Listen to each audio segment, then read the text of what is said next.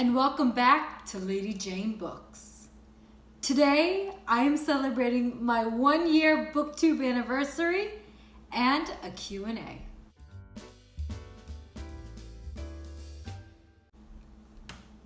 I cannot believe that it has been 1 year since I started on Booktube. That's amazing. I don't know where it went. But in all honesty, I want to thank you all sincerely for supporting me for the last year. It has not been an easy year for me. And your support and your encouragement brightened up my days when there was only rain. And I want to sincerely thank each and every one of you, everyone who's liked my videos, watched my videos, commented, subscribed, and the people that I've become really great Booktube buddies with. I want to thank you all so much. It means way more to me than you will ever know. So thank you. For a celebration, I am doing a Q&A, Ask Me Anything. So let's get started.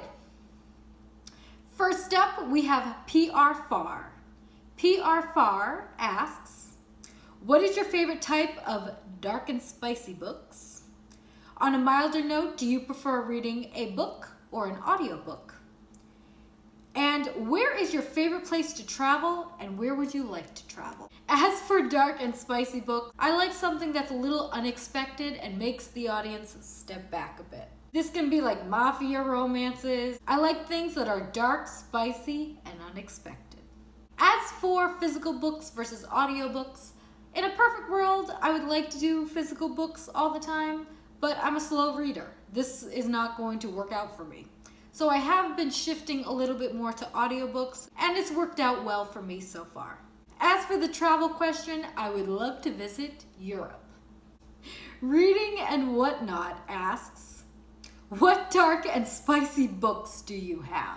I knew I should not have mentioned dark and spicy books. I know I did it to myself, I know, but now I feel like everybody's gonna ask about the dark and spicy books, and I'm kind of put on the spot a little bit.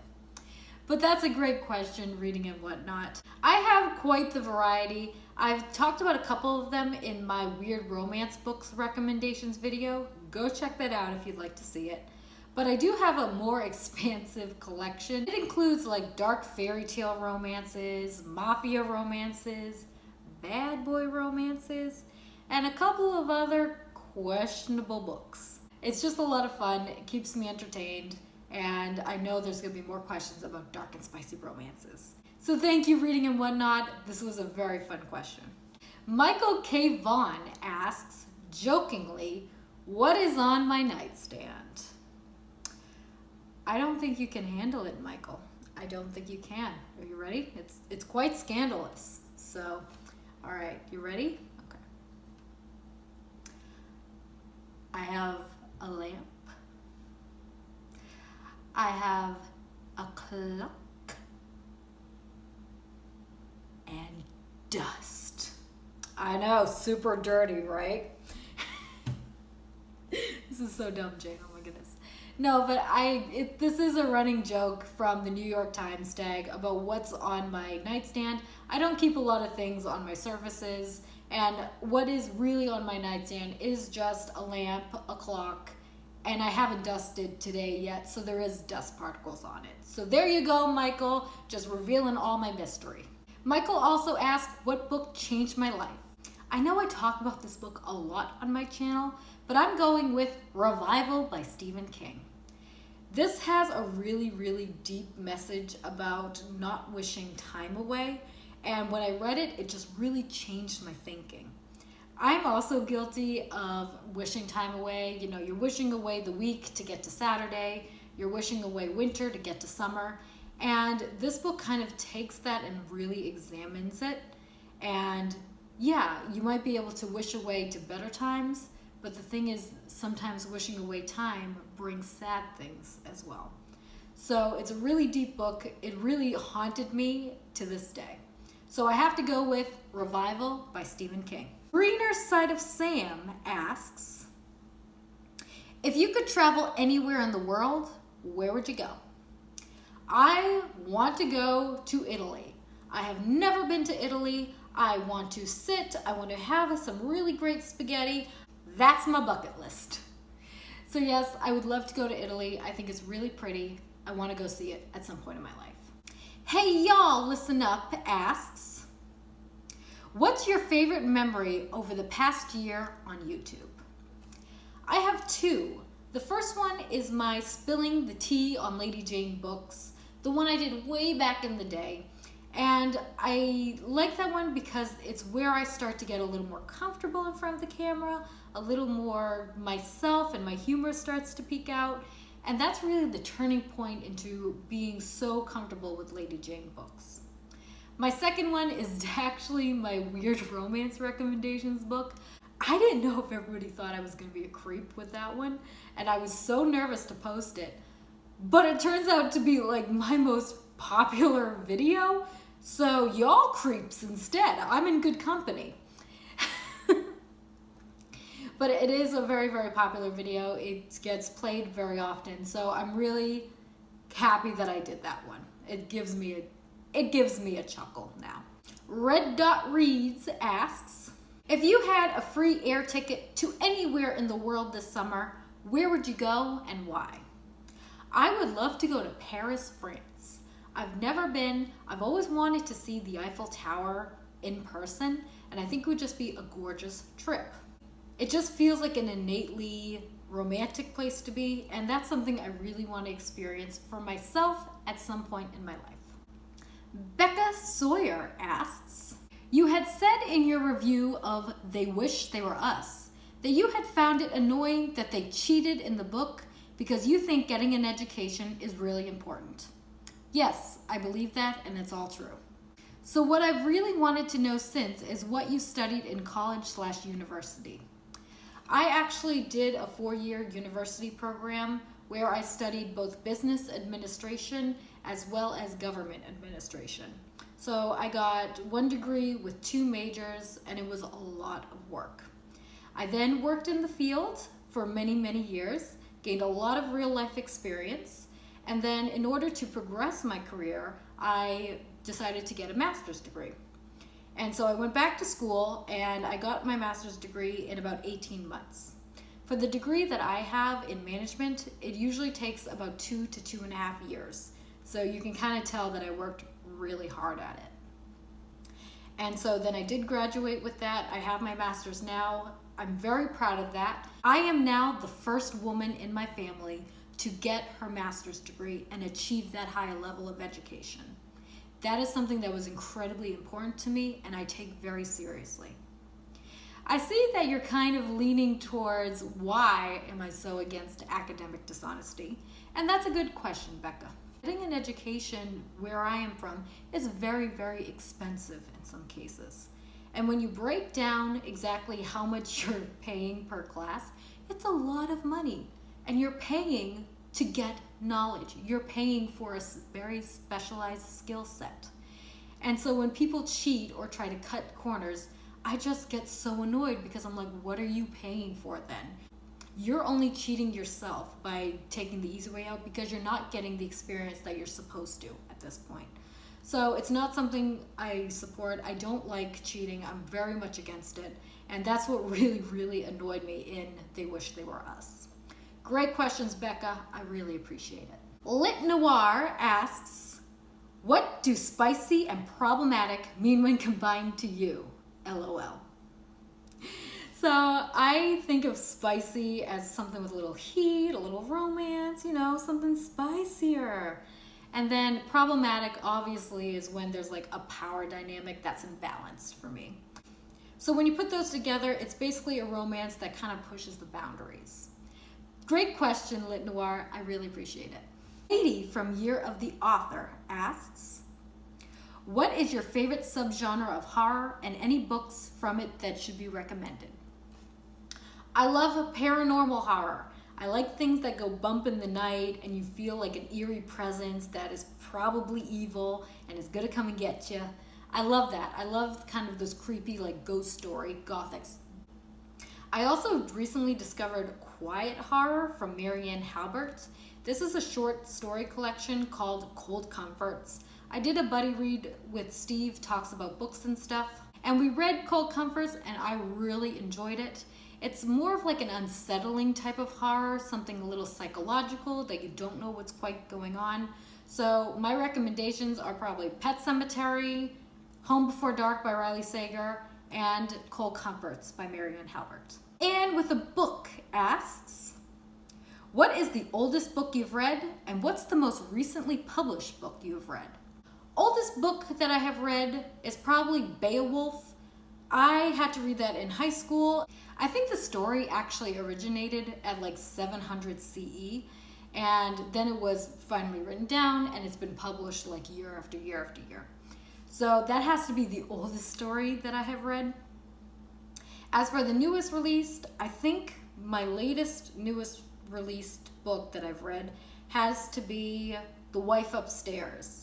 This is a book that I believe was published in early 2021, and it's basically a retelling of Jane Eyre. I have a review on it. Spoiler alert, I didn't like it that much, but if you want to learn more, go check out my review. Ellen Anoda asks, what is a book you would love to read only as a buddy read, not on your own? I definitely would love to read The Push. I have seen this book everywhere, and when I read the synopsis, it's not something that I feel like I can really relate to in many ways, but I do think it has some very important themes and discussion points. So I think if I was to read it on my own, it probably wouldn't happen. But if I was to read it in a book club or with a buddy read and with somebody who has a different perspective than I do, I think it would be a brilliant discussion. So for this, I gotta answer The Push. Joanna asks, what is the best book you've read thanks to Booktube? 1000% hands down, The 7 Husbands of Evelyn Hugo by Taylor Jenkins Reid.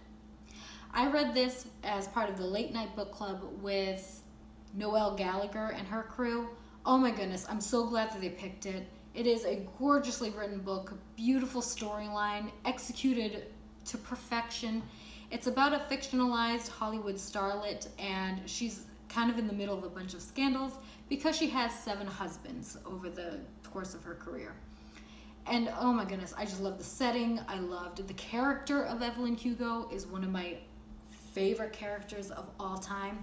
So 1000%, I gotta go with The 7 Husbands of Evelyn Hugo. AJ Reads and Writes asks, where do you get your fabulous clothes?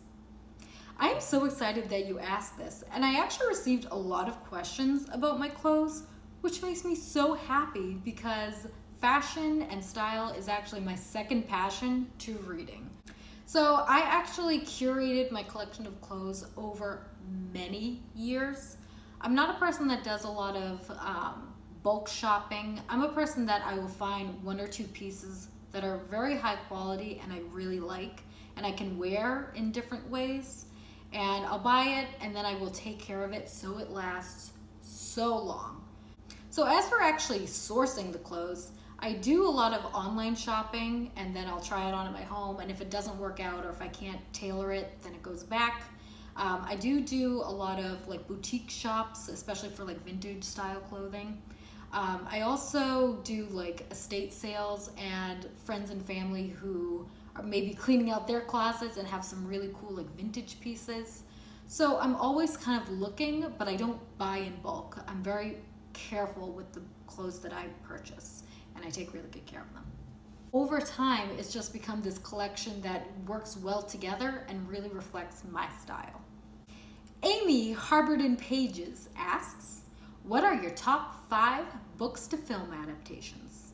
I have so many, and these aren't really in order of priority or favorites or anything. But first, I have to mention Of Mice and Men, starring Gary Sinise and John Malkovich.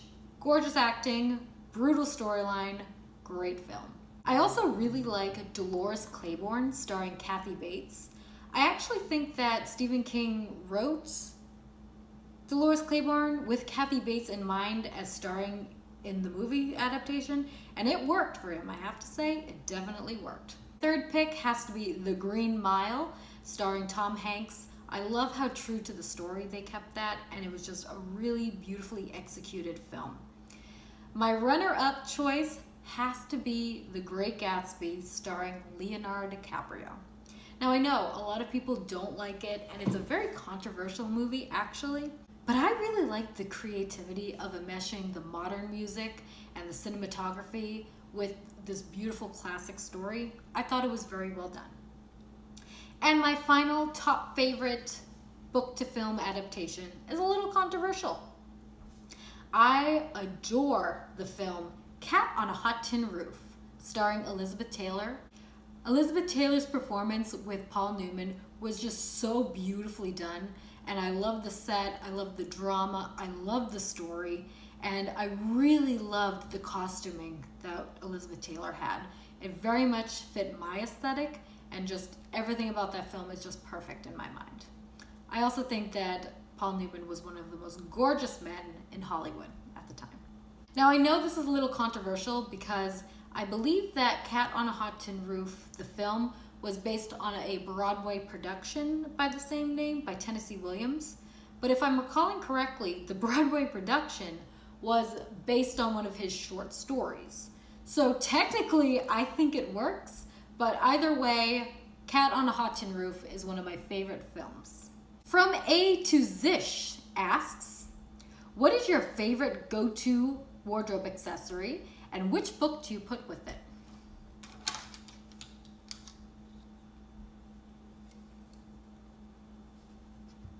Yeah.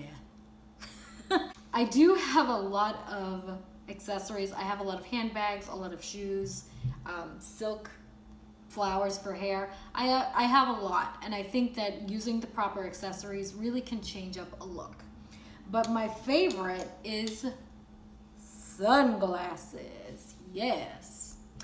I particularly like sunglasses because they just add a certain something. It makes the outfit just look complete. You can go very modern with them, you can go very clean, you can go very minimal, or you could go something really extra and even vintage like these are. So that's my go-to. These make me think of Evelyn Hugo again, but I'm gonna change up my answer for another book. But I also think about Being Lolita, the memoir.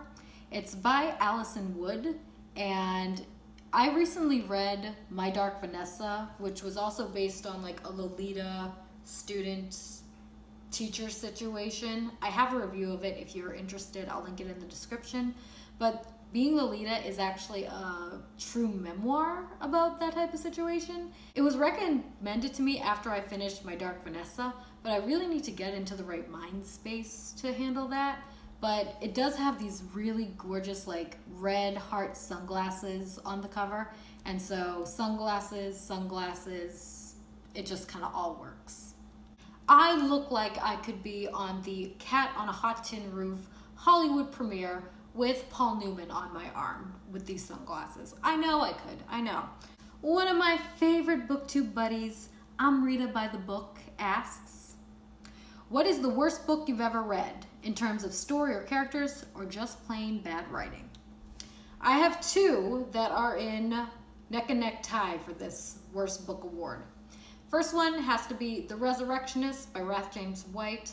I have a rant on it. Basically it was terrible, didn't like it. And my second pick has to be The Haunting of Bryn Wilder by Wendy Brebb, unfortunately. It was just flimsy, it was cheap, and I also have another rant on this one as well. If you're interested, I will link my rant reviews on the description box. But basically, both of these books were just horrible, in my opinion. Amrita also asks, as a true crime reader, if you were to murder someone, what's the best method you've come across so far? Geez, Amrita, I can't be expected to give away my MO on camera now, can I? No, but I do watch a lot of true crime shows. I do read a lot of true crime. So I wasn't sure if you were asking like the actual murder part or the cover-up disposal part. Because those are two very different things, Amrita. They really are. So one case I saw was about a man who, they both worked in a factory and he pushed another man into a vat of acid. And obviously that gets rid of a lot of evidence for you. So I don't think they could get DNA or anything like that. So that was really creative. So if you want to know more, Amrita, you're just going to have to private message me. But thanks, Amrita. Your questions always make me laugh and cringe and get slightly concerned, but mostly laugh. Thank you so much, and thank you for all your support this past year, Amrita. Dark Roots Creations has 2 questions. First is, what state do you live in? Just the state. I'm not trying to stalk you, Jane. That's very reassuring, Dark Roots. Thank you. And it's a great question. However, I do have a policy where I do not give out my location. The reason being is that I have a career in public sector work, and giving out my location on the internet just isn't very safe, in my opinion. So unfortunately, I don't give away state or city or anything like that from where I operate, but I will say that I live in North America. Dark Roots Creations also asked, will you ever show us the rest of the room you're filming in? That is a great idea. I'm not sure if anybody would be interested in like a home tour. I did think about it, but I wasn't sure, since we're on Booktube, if anybody would really be interested in seeing my home. I love where I live. I love this place. It's got gorgeous windows. It's not very big, but it's just enough for me. And I would love to share that with you guys if you would like. So if you're interested in seeing a home tour from Lady Jane at some point, please leave a comment and let me know. Thank you so much for your questions, Dark Roots. They were really good. Katie from Year of the Author asks, what classic book would you recommend for a new classic reader? This is a great question, and quite frankly, it depends on what genre really interests you. If you're like me, that likes something a little dark, creepy, and slightly depressing, I definitely recommend Frankenstein by Mary Shelley. It's kind of more of a sci-fi horror, but more than that, it has this great question of ethics and morals, and it's really deep. So I would recommend that if you want something a little darker. If you're into the softer, like lighter romance and class structure and historical side of literature, I'm definitely going to recommend Sense and Sensibility by Jane Austen. I actually like Sense and Sensibility way more than I like Pride and Prejudice, because Colonel Brandon is one of my favorite characters of all time. Lady Lovestead Reads asks, how do you decide which book to pick up next? I'm a big mood reader. I will be sitting here, drinking my cup of tea, minding my business, and suddenly the feeling of wanting to read a dark gothic romance just pulsates through my veins. Sudden onset, it's just the mood strikes. And then I have to read a gothic romance. If I don't have like a mood and I want to pick out some books that I want to read over the month, I will use a random number generator to pick out from my list of my TBR. So between those 2 methods, it's worked out pretty well for me. Very Literary Carrie, another one of my all-time favorite Booktube buddies, asks, what's your favorite trip you've taken so far? And what's a place you would love to visit most but haven't? Before the pandemic, I would take an annual trip to New York City, and I loved it. And I have to say my favorite trip was the last one that I took. I go and I see Broadway shows every now and again. That trip, I went to see Natasha Pierre and the Great Comet of 1812, which is based on a Tolstoy novel. Oh my gosh, this was the best Broadway show I have ever seen. And I have seen probably over 100 shows in my time. The theater was unbelievable. It wasn't the traditional, here are the seats, here are the stage, audience, actor separation. They gutted the entire thing and they made it almost into like a cafe with little intimate bunches of seating everywhere and tables with lamps and walkways for the actors, and there were bars flanking the other side of the theater, and huge bars, and they were operational. The play was phenomenal. It was beautiful music. I got to see Josh Groban in person and hear him sing in person, one of the best experiences of my life. And I was so close to him, I could have reached out and touched him. I could see the sweat on his brow. That was so amazing, one of the best moments of my life, evidently. And the way that they designed the stage is that it had walkways. So it wasn't just that the actors were up there and you're watching them. They would like creep up behind you or come from the side or be like right next to you. They were like throwing things into the audience and dancing and getting the audience really involved. It was the best show I have ever seen. And I was so sad that it got snubbed for a lot of awards because I think they did a really great job. I also went to the Frick Collection Museum there. It's tucked away. You wouldn't know that it's there. It's a private art collection from a man who decided to renovate the bottom level of his home into an art gallery. And he has some of the most amazing pieces of art that you wouldn't suspect to find there. He has Vermeers, he has Titians, he has this beautiful glass collection. Oh my goodness, it's so good. So if you're ever in New York City, you gotta check out the Frick Collection Museum. But basically those two experiences and a couple of others that same weekend made my last trip to New York City one of my all-time favorite memories. As for a place that I would like to visit but haven't yet, definitely gotta go with Europe. I'd like to go to Italy, I'd like to go to Paris, I would love to go to Greece. I've never been to Greece, but it looks so beautiful in the pictures, and I just kind of want to sit there and look at the expansive sea. It looks like it would be a really great trip. So thank you, Carrie. I really appreciate your questions. Sunny Luca asks, if you were to make a YouTube channel about something other than books, what would it be about?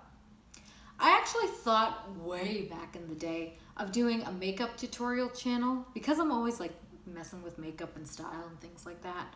But when I took a closer look, I see that it's a very keep up with the Joneses community. You know, there's a lot of like who's who on whose PR list and who's buying the latest palette the day it comes out. Even though it costs $100, you're gonna watch it once and then it's gonna go to rot at the bottom of your drawer. It just seems very wasteful, it seems very expensive, and it seems like it's very competitive in some ways. So I decided not to go that route. I also thought about making a channel documenting my journey into sewing and garment construction and design, but I don't have the space really where I am now, and quite frankly I think it would just be a hot mess to watch Jane try to thread a needle. So I decided not to do that. Maybe someday I will. Let me know if you'd be interested in seeing that. But I think for now, I'm sticking to my Booktube. Juicy Stag asks, how about some classy men's fashion tips? I'm so glad you asked, Juicy. This happens to be another one of my passions. So for me, a really well-dressed man is, I'm just saying I like a well-dressed man, okay? First and foremost is to just put a little bit of effort into your look. Now, no one's saying you have to be Tommy Shelby. You don't have to do the full suit with all the details and everything, but just a little bit of effort goes a long way. The second part is make sure it fits. We'll take pieces that I've invested in and bring them to a tailor. And I think doing that for a man will really elevate their look. You could have a gorgeous Armani suit, but if it doesn't really fit you, it's not gonna look good. So make sure to take the time and invest in a little bit of tailoring. My last classy men's fashion tip is grooming. Now I know everybody's entitled to their own particular style. I'm not here to dispute that.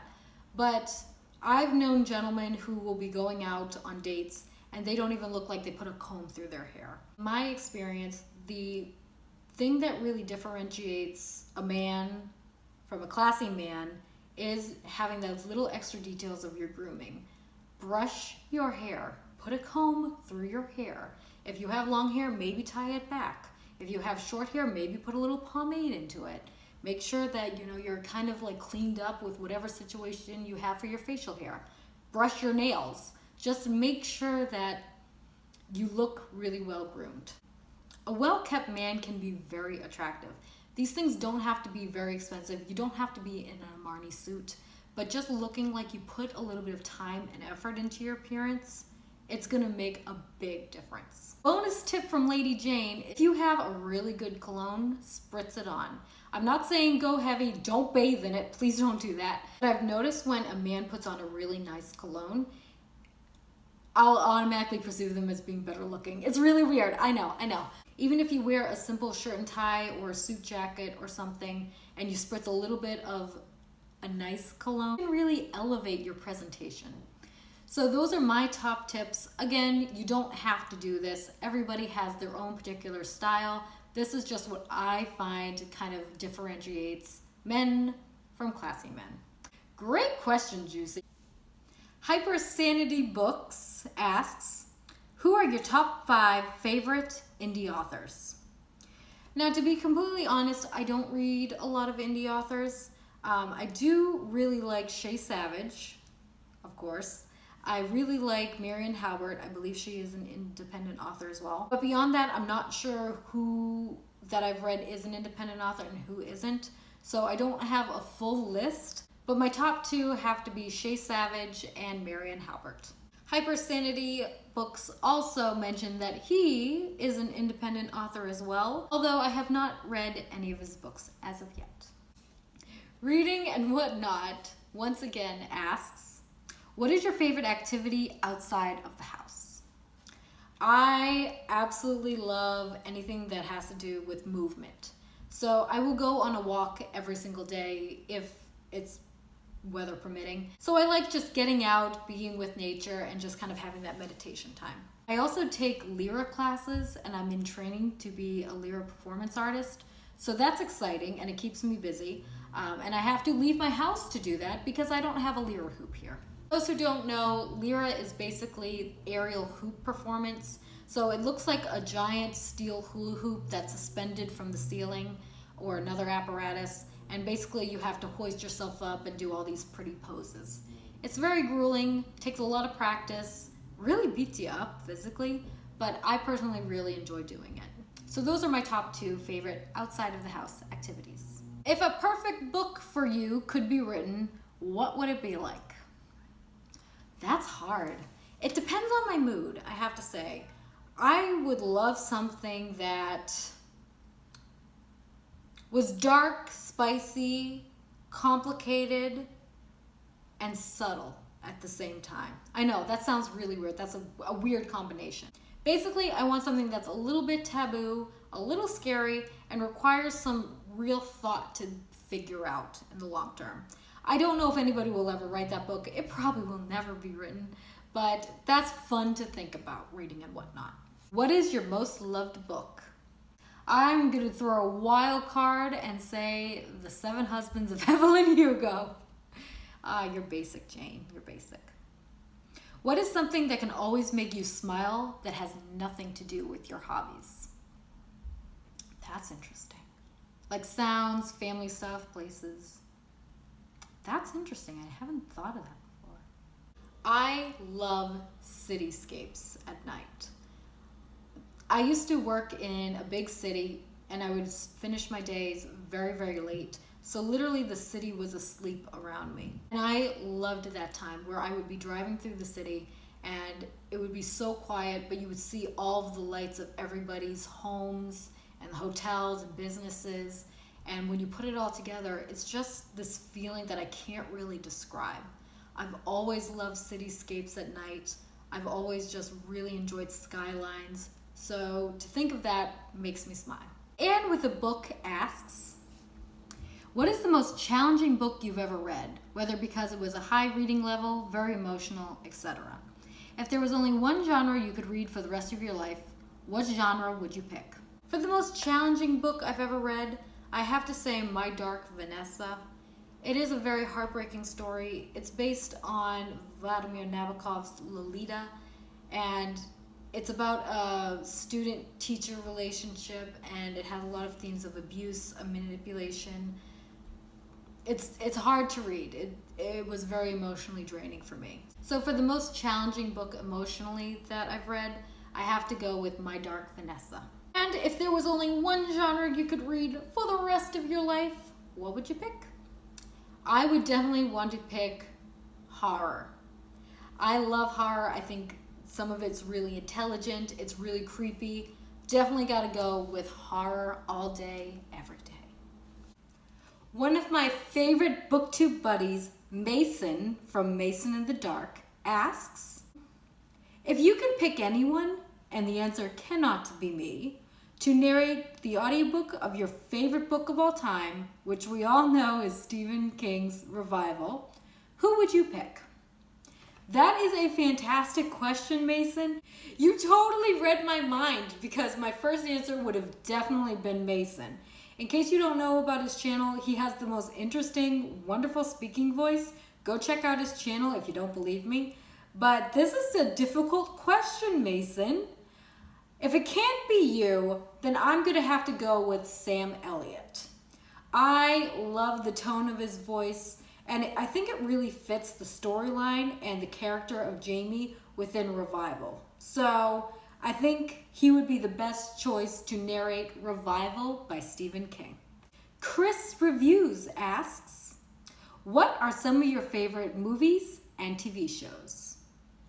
I've already listed out most of my favorite films already in another question, but I also do like anything from Baz Luhrmann or Alfred Hitchcock, anything starring Cillian Murphy or Ethan Hawke. So those are kind of my favorite types of films.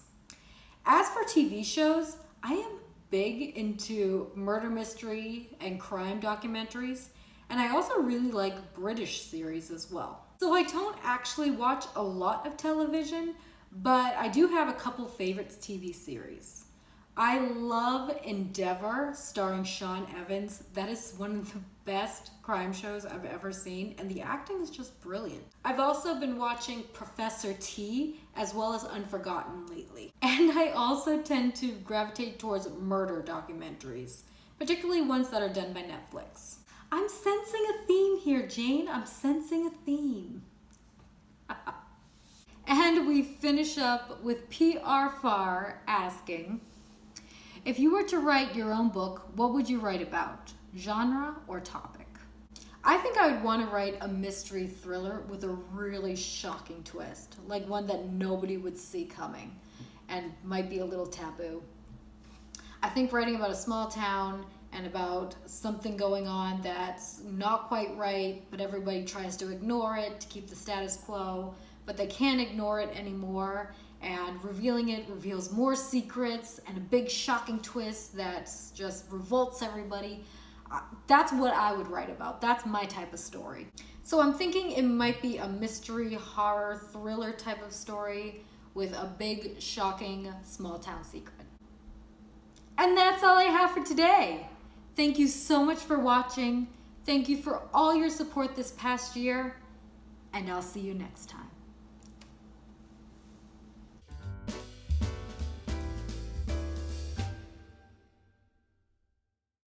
Since getting my master, train! What is your favorite subgenre of horror and any books that it should be recommended from? Yeah, that works. I also really like Dolores Claiborne, starring Kathy Bates. Rude. Motorcycle. And I almost said Robert Redford, but it's not Robert Redford. Goodness, Jane, it's your favorite film and you don't even know who the male lead is. Wow. Paul Newman, Jane. Paul Newman with the blue eyes. You know this. You like the blue eyes. Okay. My top favorite film adaptation has to be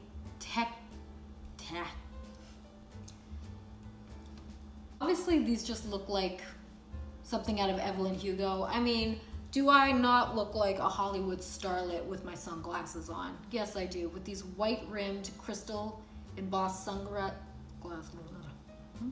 If you're like me and you like something that's a little dark, creepy, depressing, okay, Jane.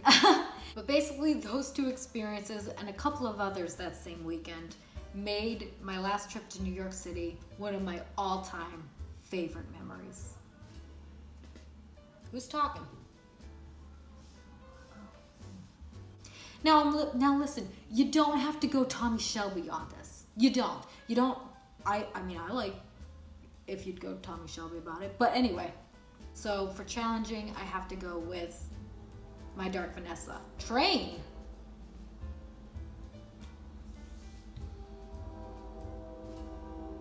I see you, conductor man. I see you.